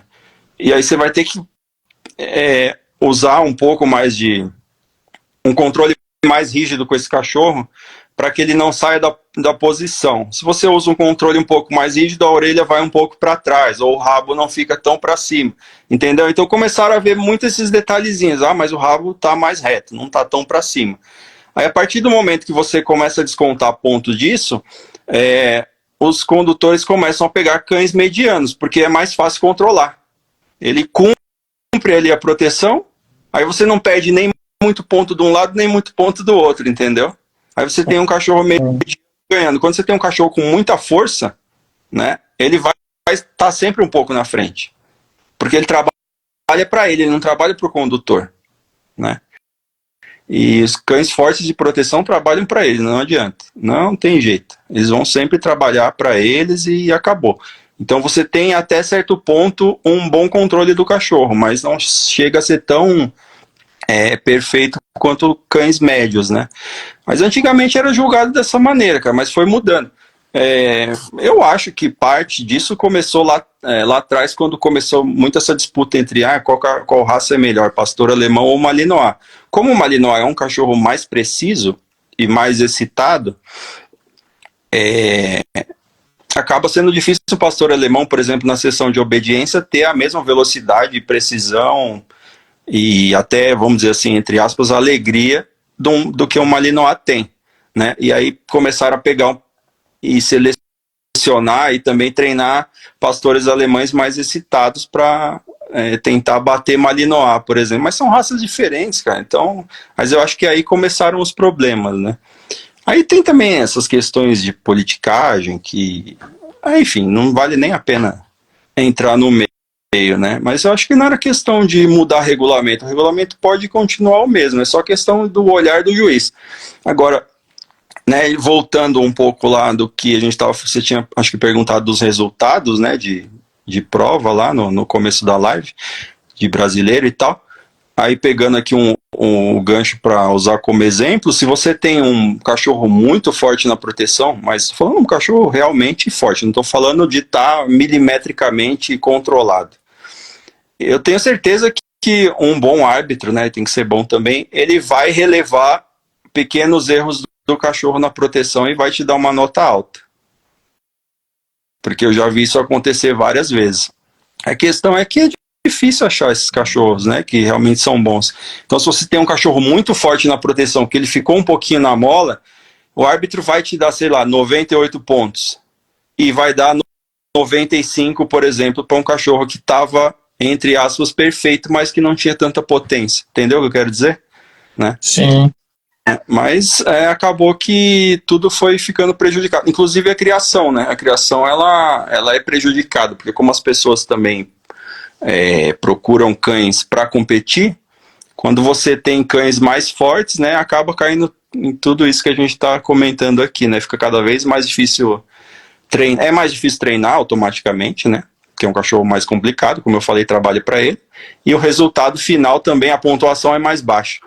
Então a pessoa fala, não é bem isso que eu queria, porque teoricamente todo mundo quer ganhar, né? Tem gente que tá... Eu não ligo tanto para isso, óbvio que a gente treina para ter um bom resultado, mas eu prefiro ter um resultado de não ganhar alguma coisa, mas ter um cachorro realmente forte e mostrar um trabalho onde o cachorro possa aparecer, que ele possa mostrar que ele realmente é forte, do que ganhar alguma coisa. Mas a maioria não é assim, a pessoa quer estar lá para falar, não, eu ganhei primeiro lugar e tal. Isso é normal do ser humano, né?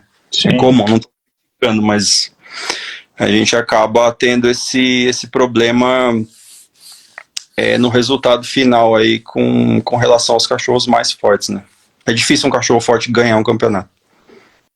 E assim, Leandro, por exemplo, agora pegando isso que tu acabou de falar para nós, que o esporte ele acaba interferindo diretamente no processo de seleção dos cães. Uhum. E isso é uma coisa que eu me dei conta ainda lá no passado, quando eu fazia parte da federação, porque começou a acontecer o síndrome do campeão. Na época, como eu disse, era a raça Pitbull, foi o meu primeiro contato com a sinofilia técnica.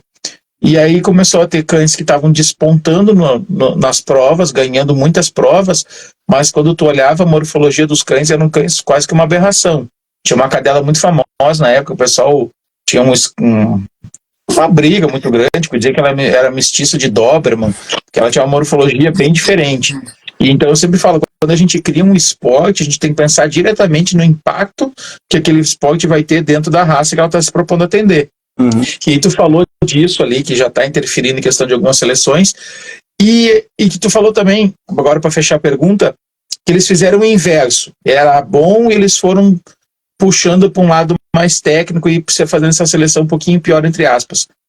E aí eu te pergunto, o pessoal já está tendo ciência disso e está começando a ter um movimento para cobrar por cães mais firmes, ou o pessoal, na bem da verdade, está gostando e está achando que isso aí deve continuar fluindo?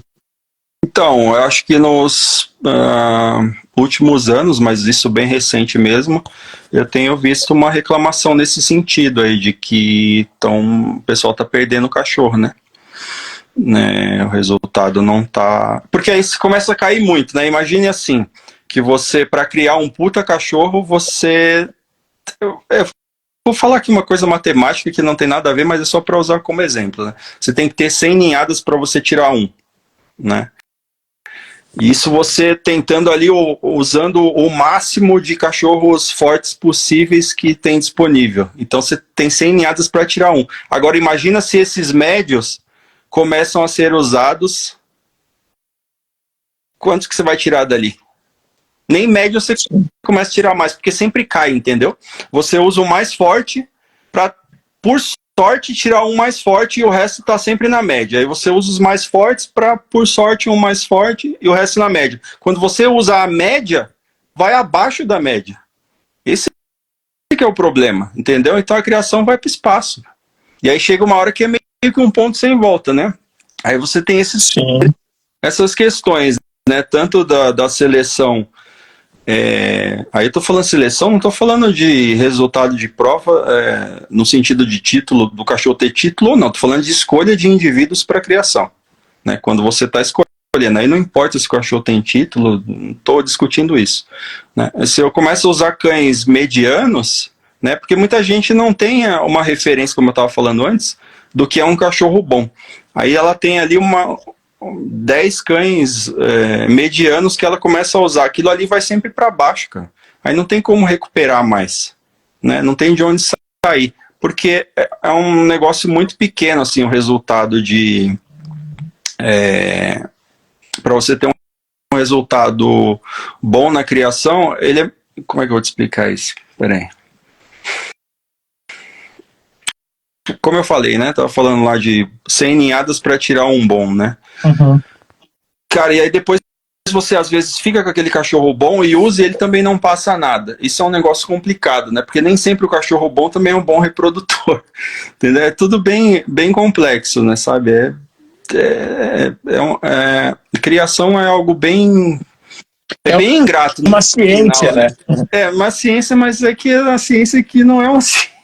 Ela não é a matemática, exata. ela não é exata, não é matemática, né? Esse que é o problema de tudo. Então, eu sei que, assim, muitos criadores também vão usar filho de um campeão mundial por conta do marketing, porque é mais fácil vender, né? E dali provavelmente não vai sair nada, porque a maioria, como eu falei, é mediano. E aí vira uma bola de neve, entendeu? Mas aquilo como comércio funciona. Porque, não, mas é filho do campeão mundial. Se ele é filho do campeão mundial, teoricamente você está usando a melhor genética que tem, mas não é assim, sabe? Então são outras coisas que contam. E mesmo você usando cachorros bons, também não é garantido que vá nascer alguma coisa interessante. Esse que é a situação complicada. Mas como a gente estava dentro da sua pergunta aqui, sim, tem umas pessoas que lá fora, importantes, né, que têm voltado nessa questão e pelo que eu vi, assim, pelo pouco que eu vi, estão tentando cobrar um pouco mais esse modo de julgamento aí, né, que mudem esse modo de julgamento, porque senão daqui a pouco vai tudo para o espaço, né, cai demais. Sim. Vamos lá. Aqui, próxima. Tá, aqui era da defesa e caça, a gente já falou. Aqui, ó. A diferença... Tá, nós tocamos no assunto, mas eu vou fazer a pergunta para tu botar teu ponto de vista. Qual a diferença entre o cão de conflito social e o de frustração? Então, frustração ele mesmo já responde, né? Quando você tem, por exemplo, um cachorro que quer um objeto e você não entrega aquele objeto para ele automaticamente começa a ficar frustrado. A agressão, ela muitas vezes vem da frustração. Depende da maneira que o cachorro trabalha. Se você tem um cachorro que trabalha em caça, né?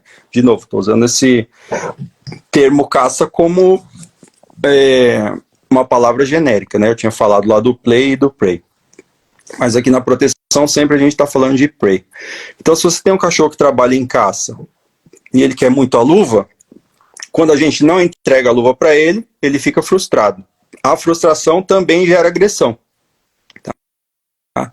Esse cachorro, já que é agressivo com pessoas, né, que chamam de agressão social, eu não gosto muito de muitos termos, sabe? Mas vamos usar aqui agressão social. Já é um cachorro que tem um nível de insegurança e esse nível de insegurança dispara a agressividade. Né? Eu acho que a maioria aqui que está assistindo tal, já deve ter visto algum treino de proteção no sentido de alguém colocar entrar no mato, ir num lugar escuro, ameaçar o cachorro, colocar uma touca, sei lá, alguma coisa. Aquilo ali serve para quê? Para gerar insegurança. Gerou insegurança e dispara a agressão.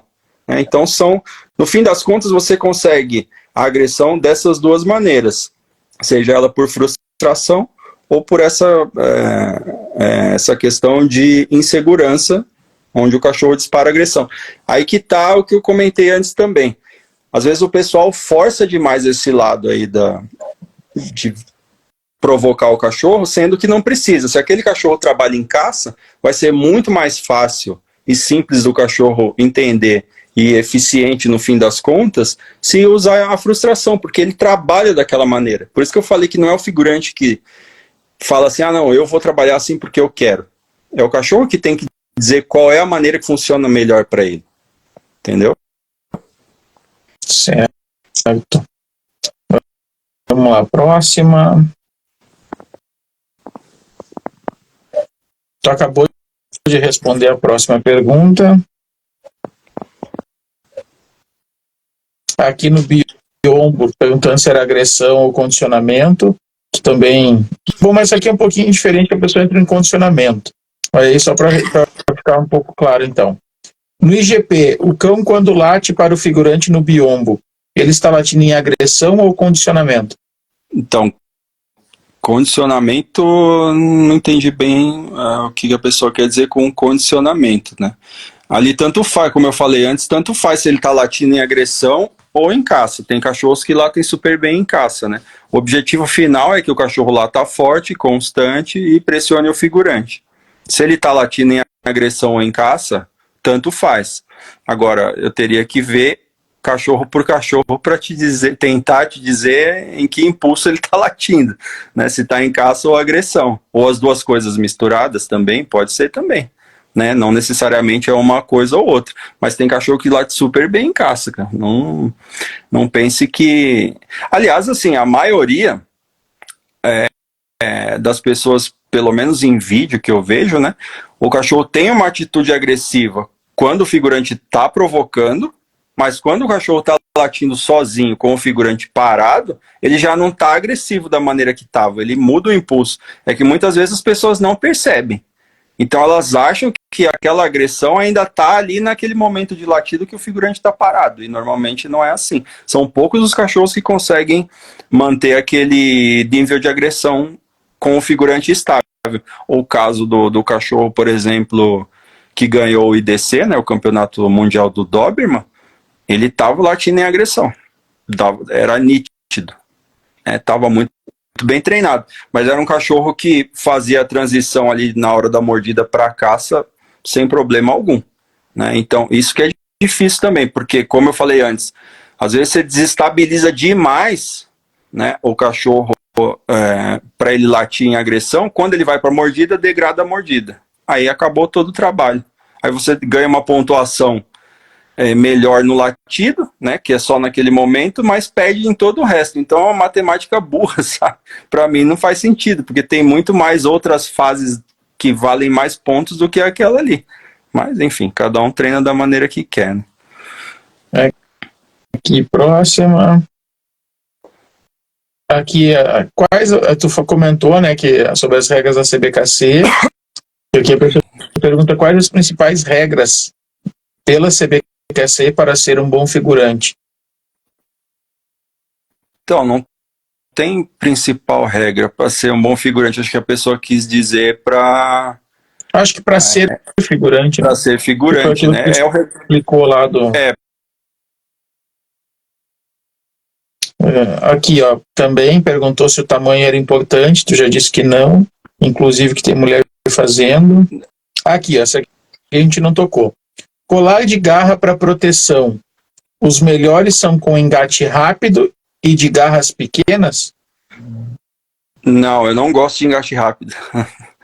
Nossa, eu detesto colar de garra de engate rápido. Inclusive, só uso de 4 milímetros na proteção. Eu acho que o de 3 milímetros ele é interessante para algumas situações onde você, na obediência principalmente, onde você precisa deixar o cachorro um pouco mais excitado. Aí ele serve para isso. É porque o pessoal acha que colar de garra também é só para corrigir o cachorro, ou parar o cachorro, e não é, né? Isso é um outro erro bem comum. Porque as pessoas colocam a garra no cachorro e usam para uma correção, seja lá qual for. E aí você perde uma ferramenta, porque você consegue usar a garra, por exemplo, para gerar excitação na obediência.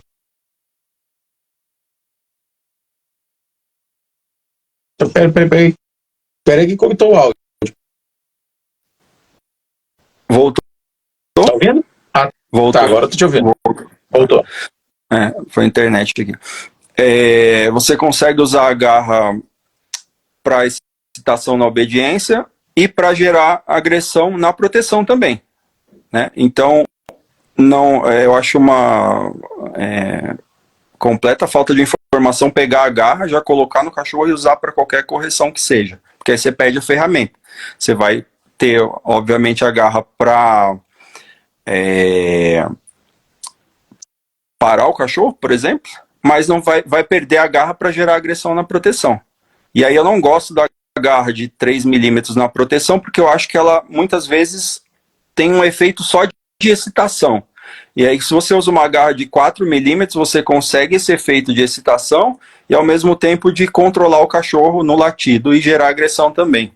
É diferente a resposta do cachorro conforme o tamanho da garra, né? Eu uso sempre a de corrente, não gosto da de clipe, eu odeio garra de clipe, acho que não serve para nada aquilo lá. A não ser para um dono pet que tenha muita dificuldade de colocar a garra no cachorro. Aí tudo bem, você tem um clipe, engata lá e pronto.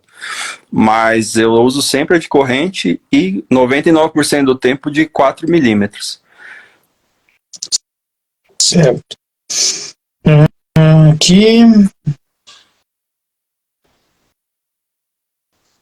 O que é um cão de bons nervos e como se observa na prática? Então, o nervo, como eu falei antes, é a questão, estabilidade emocional, é a parte emocional do cachorro, seja ela estável ou instável, né? Sempre que falar de nervo, a gente está falando disso. Na prática, por exemplo, na proteção, um rosnado indica problema de nervo. Aí pode ter sido causado por conta do treino também, né? Mas vamos colocar aqui que a culpa é só do cachorro, né? Então, aí você tem o rosnado, a mastigação.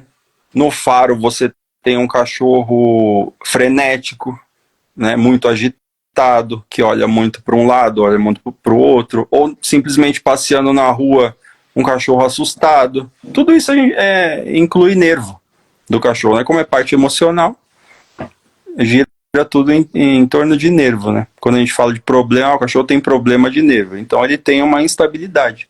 É isso que a gente quer dizer. É que é um termo genérico, né? Que a gente criou e usa para várias coisas. Entendi. Bom, Leandro, as perguntas que a galera enviou, a gente conseguiu responder todas, e como eu digo, ao longo do bate-papo também muita coisa é respondida. E eu só vou dar um recadinho rapidinho antes da gente voltar aqui para o Leandro fazer as considerações dele. Pessoal, eu queria lembrar a todos vocês que essa live aqui é um oferecimento dos nossos patrocinadores. Nós contamos com o patrocínio do canil Border Patrol, criador de pastor holandês, todos com linhagem KNPV. Também contamos com o patrocínio da Dog Protein, fabricante de suplementação canina, e o nosso mais novo parceiro, mais uma vez, seja muito bem-vindo, que é o Canil Brejinho, criador de Fila Brasileiro e Presa Canário.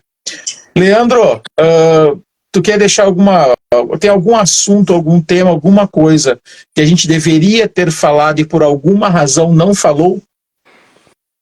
Puxa, acho que não. Nesse tempo que a gente ficou aqui, acho que deu para falar bastante coisa, né? Eu também não sou uma pessoa que fala muito, então, e não falo bem também, então meio... Acho que não. Acho que deu certo. Deu muitas aulas aqui hoje, Leandro. Não, tem horas que eu me enrolo aqui e não sai direito. Enfim. Mas então, Leandro, se tu quiser deixar tuas considerações finais, então, para o pessoal que está acompanhando e que está assistindo. Não, só agradecer o pessoal que veio, né? O Instagram que eu estou usando agora é novo, então não tem tantos seguidores como tinha antes, mas queria agradecer quem ficou até agora, acho que o pessoal manteve aí assistindo, né? Então tem alguns amigos aqui. Tem umas lendas aí perdidas comentando. Pois é. Que vieram aqui assistir, e queria mandar um abraço para todos eles e vou encontrá-los aqui. Aliás, tem uma prova logo mais, dia 7 de setembro, aqui no Paraná. Vou fazer figuração lá e tem pessoal que é amigo que vai vir aqui participar, julgar, enfim, assistir. Mas é isso, mandar um abraço aí para todo mundo. Beleza, bom, eu também deixo aqui meus agradecimentos, né? Eu sei que as honras são do convidado, mas é muito bacana ter o pessoal que está aqui participando da live, tem um pessoalzinho de peso aí, alguns que já passaram aqui conversando comigo. Leandro, muito obrigado por ter aceito o convite, meu velho, cara, apesar de tu achar que não fala bem, pelo contrário, tu deu uma aula aqui hoje. Eu teve uns 2 pontos ali que a minha cabeça abriu, assim, eu falei, agora tudo faz sentido. Então, muito obrigado, pessoal, a todos vocês que assistiram, muito obrigado também. E lembre-se, tá? Vocês viram o quanto de informação que o Leandro trouxe, quanto de conhecimento que o Leandro passou. Então, retribua sua gentileza clicando no joinha. Tu só precisa clicar no curtir. Só isso. E se durante toda essa live tu ficou com alguma dúvida, gostaria de tirar, né, de alguma explicação, alguma coisa que tu não entendeu muito bem, deixa nos comentários do YouTube que depois eu ou o Leandro, eu encaminho para ele, vem aqui e te responde. Se é a primeira vez que tu está assistindo uma live e gostou desse conteúdo, gostou da live, dá uma olhadinha nos outros conteúdos do canal aqui do YouTube, e se tu também gostar dos outros conteúdos, aí tu te inscreve, porque eu sou um péssimo blogueirinho para ficar pedindo para se inscrever toda hora. Então, gurizada, boa noite, um abraço e até a próxima. Obrigado, até mais.